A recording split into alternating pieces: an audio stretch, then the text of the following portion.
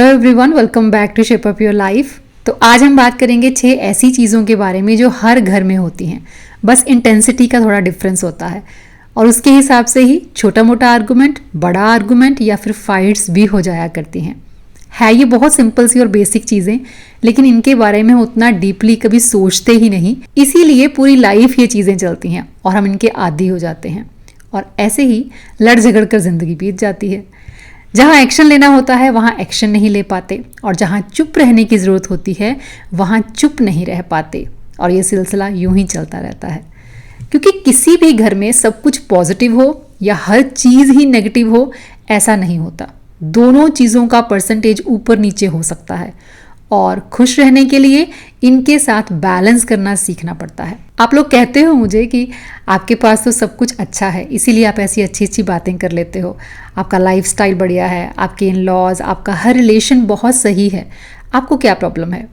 तो देखो, मैं परफेक्ट नहीं हूँ और ना ही जो रिलेशंस हमारे पास होते हैं वो ही परफेक्ट होते हैं। मतलब कौन सी चीज़ है जो परफेक्शन की डेफिनेशन डिसाइड करती है? परफेक्ट परफेक्ट कुछ नहीं होता, सब कुछ बैलेंस करना ही होता है। आपको लाइफ की सिचुएशन के साथ, रिलेशंस के साथ अगर बैलेंस करना आ गया तो शिकायतें, विश लिस्ट, एक्सपेक्टेशंस खत्म हो जाएंगी। क्योंकि इस पोजीशन में आपको लगता है सब बढ़िया है, जो बढ़िया नहीं है उसे देख लेंगे। ट्रस्ट होता है अपने पोटेंशियल पे। और रिलेशन की बात करें तो कुछ कह लिया, कुछ सुन लिया। जहाँ हेल्दी बाउंड्री सेट करनी हो वहाँ पे हेल्दी बाउंड्री सेट कर ली। और जो लोग आपकी लाइफ में होना डिजर्व नहीं करते, उनके लिए फिर अपना फियर फैक्टर निकाल के थोड़ा एक्शन ले लिया। बस यही है और कुछ नहीं है।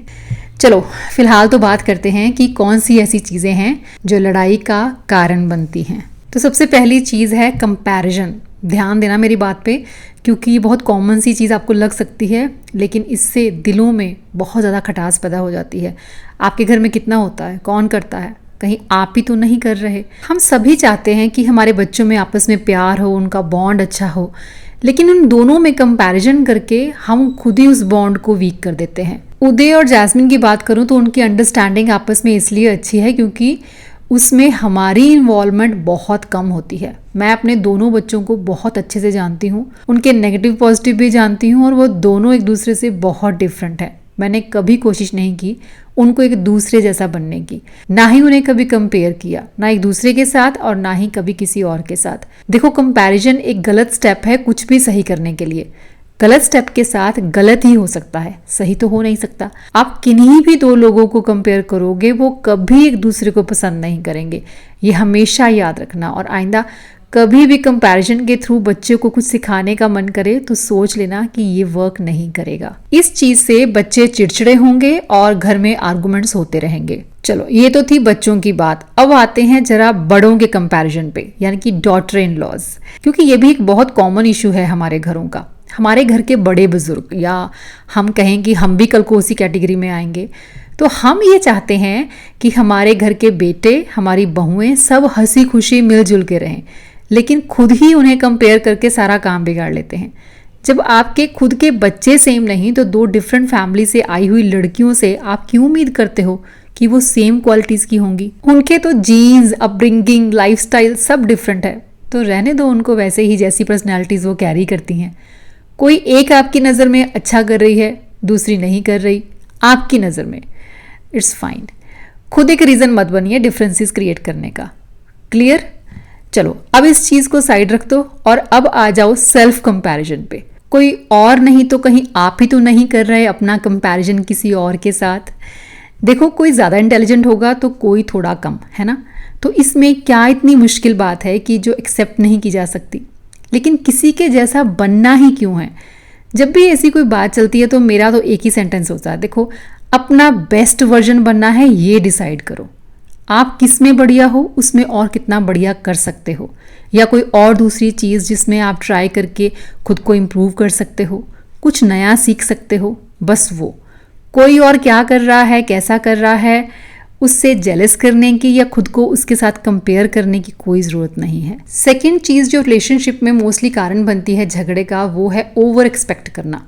अब आप किसी के लिए कुछ करते हो क्योंकि आपको अच्छा लगता है, मतलब आपको किसी के लिए कुछ करना अच्छा लगता है, पर सामने वाले को नहीं लगता। तो देखो, मैं ये नहीं कह रही हूँ कि एक्सपेक्ट करना ठीक नहीं है, लेकिन किसी नए रिलेशन में आप कुछ एक्सपेक्ट करते हो, समझ में आता है। लेकिन सालों से दूसरे के साथ रहकर भी उसी दौड़ में दौड़ रहे हो, तो क्या मतलब है ये सोचने का कि झगड़े नहीं होंगे। रिलेशन रखना है ये हमारा डिसीज़न है, नहीं रखना है ये भी हमारा ही डिसीज़न है, फिर रोना किस बात का। देखो, कुछ चीज़ें कुछ लोगों के लिए बनी ही नहीं होती, और जो हो नहीं सकता हम उन्हीं के पीछे पूरी उम्र लड़ते झगड़ते रहें, तो ये कहाँ की समझदारी है। पहली बात तो ये है कि दो ऑपोजिट सोच के लोगों का पूरी उम्र साथ बिताना अपने आप में एक चैलेंज होता है, और इस चैलेंज को हम और भी डिफ़िकल्ट बना देते हैं जब हम अपना एक्सेप्टेंस मोड हमेशा ऑफ रखते हैं। कोई हमें सरप्राइज़ दे, हमारे लिए कुछ स्पेशल करे, हमें अच्छा लगता है, लेकिन तब तक जब तक ये टेम्प्रेरी खुशी देने वाली चीज़ों से हमारा इंटरेस्ट ख़त्म नहीं हो जाता। खुद को ब्यूटीफुल, चार्मिंग, क्यूट ये सब मत बनाओ। बनाना है तो खुद को स्ट्रॉन्ग बनाओ, और जब आप स्ट्रॉन्ग होते हो ना, तो आप बैलेंस करना सीखते हो, एक एवरेज इंसान के साथ और एक टॉक्सिक इंसान के साथ। किसी भी टॉक्सिक रिलेशन के साथ भी अगर आप रह रहे हो जहाँ पे ना आपको रिस्पेक्ट मिलती है, ना आपको केयर मिलती है, क्रिटिसिज्म मिलता है, सिर्फ अब्यूजिव लैंग्वेज मिलती है, इवन कि आप पे अगर हाथ भी उठा दिया जाता है तो इस रिलेशन में मैं आपको क्या नहीं कहूँगी एक्सपेक्ट करने के लिए। मतलब प्यार, रिस्पेक्ट, ये बहुत बेसिक चीज़ें हैं जो हम अपने लिए एक्सपेक्ट करते हैं, अगर खुद भी हम वो देते हैं तो। लेकिन अगर कोई इंसान वो भी नहीं दे सकता, तो मतलब वो बहुत गरीब इंसान है, उसके पास जो है ही नहीं वो देगा कैसे आपको। और ऐसे इंसान के साथ अगर हमें जीवन बिताना है, पूरी उम्र लड़ते झगड़ते नर्क भोगना है, तो वो हमारी अपनी चॉइस है। देखो, मेरा मतलब किसी को भी यहाँ पे जज करने का नहीं है। मेरे कहने का स्टैंड सिर्फ ये है कि कोई इंसान बेसिक क्वालिटीज़ कैरी करता है, अगर केयर करता है, रिस्पेक्ट करता है, प्यार के मायने जानता है, लेकिन कुछ चीज़ों में वो नहीं है उतना अच्छा, जिन चीज़ों में आपके ख्याल से उसे अच्छा होना चाहिए, तो यही कहूँगी कि वो एक्सपेक्ट मत करो जो करना सामने वाले की नेचर में नहीं है। और इसे ही कहते हैं एक्सपेक्ट और एक्सेप्ट में बैलेंस करना। नॉन एक्सेप्टेंस की अगर हम बात करें तो एक्सेप्ट ही नहीं हम करना चाहते रियलिटी को। थॉट्स, बिहेवियर, नेचर सेम तो हो ही नहीं सकता, तो हर चीज़ पे हमेशा हम एक दूसरे के साथ एग्री हों ये भी नहीं हो सकता। तो डिसएग्री हैं हम इन चीज़ों पे, ये एक्सेप्ट ही नहीं करना चाहते, हमेशा एक दूसरे को अपनी बात पे एग्री होने के लिए फोर्स करते रहेंगे। और जिस घर में मैं ना मानूं कॉमनली एक्टिव ही रहता है, वहाँ नोक झोंक हमेशा ही होती रहेगी। घर के अंदर जितने लोग हैं उतने ही उनके विचारों में टकराव भी होगा, क्योंकि एक फैमिली होते हुए भी इंडिविजुअली हम अलग हैं। So personal, social, financial, spiritual, religious topics पे हमेशा हमारे थॉट्स अलग ही होंगे, हमारे बिलीफ सिस्टम भी अलग हैं, और इस चीज़ को एक्सेप्ट ना करना और हमेशा खुद को सही प्रूव करने की कोशिश करना इन्वायरमेंट को नेगेटिव करता है। लेकिन ये करने की बजाय इजी और प्रॉब्लम सॉल्विंग ये कहना है कि आप अपने विचारों के साथ खुश रहिए, बट मुझे ये करने के लिए फोर्स मत कीजिए, और मैं अपने विचारों के साथ सेटिस्फाई हूँ। और कोशिश करते हैं कि इस टॉपिक पे दोबारा कॉन्फ्लिक्ट ना हो। ज़रा खुद पे गौर फरमाइएगा, कहीं आप कंट्रोलिंग तो नहीं। कहने का मतलब ये है कि ज़्यादा नहीं तो एक पर्सन ऐसा ज़रूर होगा हर घर में जो सबको कंट्रोल करना चाहेगा, और उस शख्स को ये वहम होता है कि पूरे घर में सिर्फ वही एक इंटेलिजेंट है, इसलिए सबको उसकी बात माननी चाहिए, और जो उसकी बातों से एग्री नहीं करता वो वैसे ही किसी काम का नहीं है। और इसे कहते हैं कंट्रोलिंग नेचर का व्यक्ति होना। ये लोग अपने आप में ही एक झगड़ा होते हैं, वो गलत हों वो सही हों, लेकिन घर के हर मेंबर को उनके ओपिनियन की रिस्पेक्ट करनी ही चाहिए। और ऐसा करने से वो दूसरों को तो तकलीफ पहुंचाते ही हैं, लेकिन उनके खुद के लिए भी इतना प्रेशर ठीक नहीं। इन्हें हर टाइम अपनी कुर्सी खो जाने का प्रेशर रहता है, लेकिन एक बात हमेशा याद रखनी चाहिए कि कभी तो कुर्सी का किरदार बदलेगा ही, तब क्या करोगे। तो फालतू में दूसरों को कंट्रोल करते रहने की बजाय कंट्रोल छोड़ कर देखो, माइंड कितना रिलैक्स हो जाएगा, ब्लड प्रेशर भी बैलेंस रहेगा और हार्ट रेट भी नॉर्मल ही आएगा। कंट्रोल करना देखो तब तक तो थोड़ा बहुत सही भी होता है जब तक बच्चे उस एज तक नहीं पहुंच जाते जहां वो अपना सही गलत समझ सकें। उसके बाद तो कंट्रोल आप खुद को बस पैम्पर करने के लिए कर रहे हो। करने दो उनको गलतियां, उनको अपनी गलतियों से सीखने दो, नहीं तो वो सीखेंगे कैसे। क्यों चाहते हो कि वो सब कुछ आपके एक्सपीरियंस से ही सीखें। लाइफ का एक्सपीरियंस उनको भी तो करना है। अगर कोई डर है मन में इसलिए कंट्रोल कर रहे हो तो वो डर निकाल दो, क्योंकि आप अमर नहीं हो, आपके जाने के बाद भी उनको खुद ही सरवाइव करना है। मतलब हैरानी होती है कि छोटे बच्चे या टीनेजर्स को तो छोड़ो, कई जगहों पर तो मिडिल एज लोगों की लाइफ भी उनके बुजुर्ग कंट्रोल कर रहे हैं। एक एज के बाद हमारे बच्चों को ना सिर्फ हमारी गाइडेंस की ज़रूरत होती है। कंट्रोल करने लगेंगे तो टकराव होगा ही। तो अगर आपका नेचर कंट्रोलिंग है, आपको खुद को चेंज करना चाहिए। जजमेंटल बिहेवियर रिश्ते बिल्कुल ख़राब कर देता है, क्योंकि फैमिलीज़ में एज गैप एक रीज़न होता है और दूसरा एजुकेशन और सोच का डिफरेंस। कोई एक चीज़ किसी एक एज ग्रुप के लिए सही है, वही चीज़ दूसरे एज ग्रुप के लिए टोटली गलत है।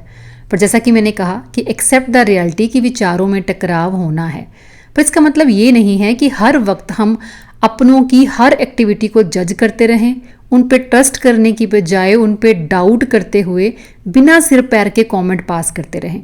और ऐसा बिहेवियर घर को एक जंग का मैदान बना देता है। और कंटिन्यूसली यही सब करते रहने से रिश्ते इतने खट्टे हो जाते हैं कि सामने वाले की कही हर बात, हर एक्टिविटी इरिटेट करने लगती है। तो उस लेवल तक नहीं पहुंचने देने चाहिए अपने रिश्ते। समय और माहौल देखकर चीज़ों को, विचारों को, सोच और ज़ुबान को चेंज करने की कोशिश ज़रूर करनी चाहिए। और जो नहीं करता वो फैमिली के साथ रहकर भी अकेले ही रह जाता है। बहुत कमज़ोर होते हैं वो लोग जो गलत लैंग्वेज का इस्तेमाल करके परिवार में डर पैदा करने की कोशिश करते हैं। लॉजिक उनको समझ में आता नहीं, और ये लोग कंट्रोलिंग भी होते हैं तो किसी और की बात को अंडरस्टैंड भी करना नहीं चाहते। एक ही हथियार का इस्तेमाल वो बार बार करते हैं कि ज़ोर ज़ोर से चीखो चिल्लाओ, अब्यूजिव लैंग्वेज यूज़ करो तो सामने वाला डर के चुप कर जाएगा। और ये चीज़ फैमिलीज़ में कभी भी एक पीसफुल इन्वायरमेंट बनने ही नहीं देता। बच्चे छोटे हैं तो उनके दिल में डर पैदा हो जाएगा, और बड़े हैं तो नफरत। और वो अटैचमेंट जो रिश्तों में होनी चाहिए वो कभी भी बन नहीं पाती। लेकिन ऐसे लोग एक वक्त तक ही अपना खौफ बनाए रखने में सक्सेसफुल हो पाते हैं। उसके बाद जैसे ही फैमिली को आदत हो जाती है तो फ़र्क पड़ना भी बंद हो जाता है। बात ये नहीं है कि फिर उसके बाद क्या होता है, बात ये है कि ऐसे इंसान फैमिलीज़ की वैल्यू कभी समझ ही नहीं पाते। ऐसे लोगों के लिए रिश्ते सिर्फ सर्विस प्रोवाइड करने का एक सोर्स है। दूसरे के तो सही, पर ये लोग अपने बहुत बड़े दुश्मन होते हैं। और जिन भी घरों में ऐसा एक भी प्राणी पाया जाता है, उनके लिए एक शब्द इस्तेमाल करूंगी कि वहाँ पे कलेश कभी ख़त्म नहीं होता। देखो, सोच सबकी अपनी है। मेरा ये मानना है कि फैमिली एक ब्लेसिंग है। शुक्र कीजिए रोज़ कि आप एक परिवार में रहते हैं। फैमिली में हमारी एक अलग लाइफ है और इंडिविजुअली भी हम एक अलग पर्सनालिटी हैं, जो कहीं किसी प्रेशर में भी खो नहीं जानी चाहिए। और परिवार में मिठास बनाए रखने के लिए हर एक फैमिली मेंबर का कंट्रीब्यूशन मैटर करता है। देखो, ये जो 6 पॉइंट्स मैंने आपके साथ शेयर किए हैं, इनके भी आगे माइक्रो पॉइंट्स बनाए जा सकते हैं, लेकिन ज़्यादा लंबा क्या खींचना। समझदार को इशारा ही काफ़ी है। मेरी कही बात अगर किसी को बुरी लगी हो तो माफ़ी चाहती हूँ, लेकिन सच सच ही रहता है, वो कभी नहीं बदलता। चलिए, मिलूंगी नेक्स्ट वीडियो में। Till then bye bye, take care and stay healthy.